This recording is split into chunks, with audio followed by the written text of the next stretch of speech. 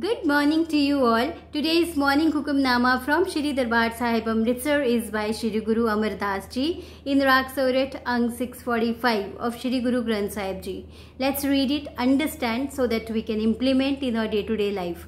Satnam Shri Vaheguru Sahib Ji Slok Mahalla Tija Satguru Tejo Muh Fire Se Badde Dukh Sahahe. Those who turn their faces away from the true Guru suffer in sorrow and bondage. फिर मिल न पाइनी जम्हे तय मर जाहे. Again and again they are born only to die. They cannot meet their Lord. सहसा रोग न छोड़ई दुख ही में दुख पाहे. The disease of doubt does not depart and they find only pain and more pain. Nanak नदरी बख्स लहे सबदे मेल मिलाहे. O Nanak, if the gracious Lord forgives, then one is united in union with the word of the Shabad. Now let's relate this with our day-to-day life so that we can implement it today. दुनिया के किसी creature के पास ये choice नहीं है to choose between joy and misery. But human beings have this freedom. They have a choice to choose between bliss and misery. हम सबसे ज़्यादा मिजरेबल कब होते हैं? सबसे ज़्यादा मिजरेबल तब होते हैं जब हमारे थॉट्स क्लटर्ड होते हैं.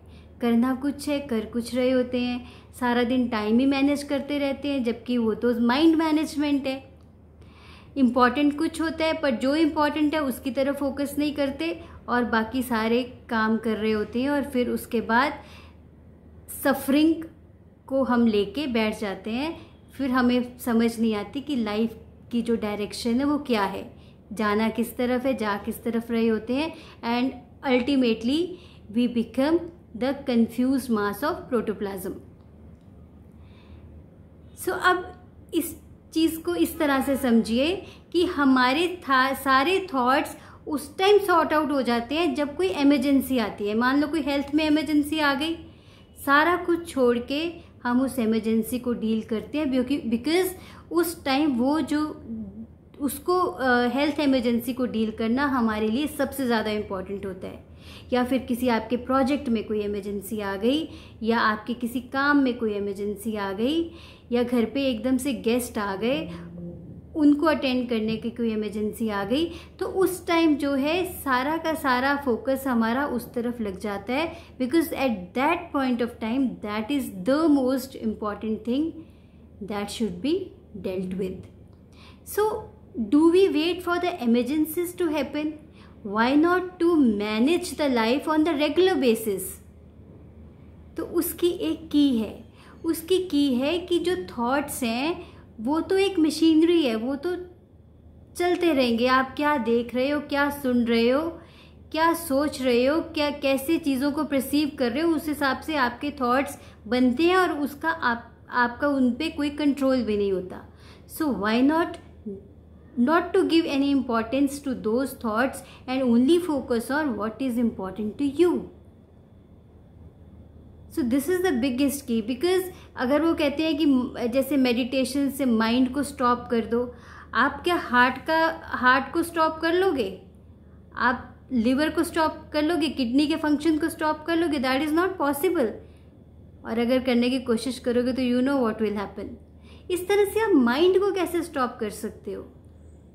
Only thing is not to give any importance to the non workable thoughts and only focus on the workable ones and try to focus on what is important to you.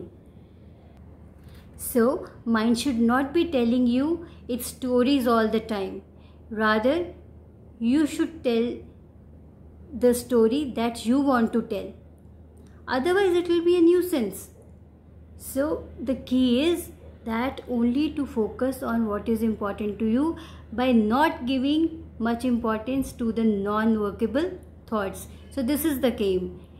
Game है मुश्किल को आसान बनाना. तो इसको आसान कैसे बना सकते हैं कि जो नॉन वर्केबल थॉट्स हैं, जो आपके पूरी की पूरी लाइफ को क्लटर कर रहे हैं, उनको इम्पोर्टेंस मत दो. सिर्फ वर्केबल थॉट्स और वर्केबल थॉट्स से उस काम की तरफ फोकस करो जो आपके लिए इम्पॉर्टेंट है. Because when you are sorted out at that time you are connected with yourself. You are connected with your highest self. And when you are connected with your highest self, you are connected with the Almighty. तो आज इसको देखते हैं, एक assignment करते हैं. आज देखिए क्या क्या आपके लिए इम्पॉर्टेंट है और उस काम को करने के बीच में कौन से ऐसे नॉन वर्केबल थॉट्स हैं जो आते हैं और फिर आप अपना सारा का सारा टाइम इधर उधर वेस्ट कर देते हो. तो आज उनको ना इम्पोर्टेंस देते हुए give the importance to what is important for you. आज इसको करके देखिए. ये तब तक आपके लिए कॉन्सेप्ट रहेगा जब तक आप इसकी प्रैक्टिस नहीं करोगे कि जो नॉन वर्केबल थॉट्स हैं उनको इम्पोर्टेंस नहीं देनी. No importance to the non-workable thoughts, no importance to the non-workable emotions, only and only what is important to you. आज इसको करके देखिए. Try it and then share your experiences with me.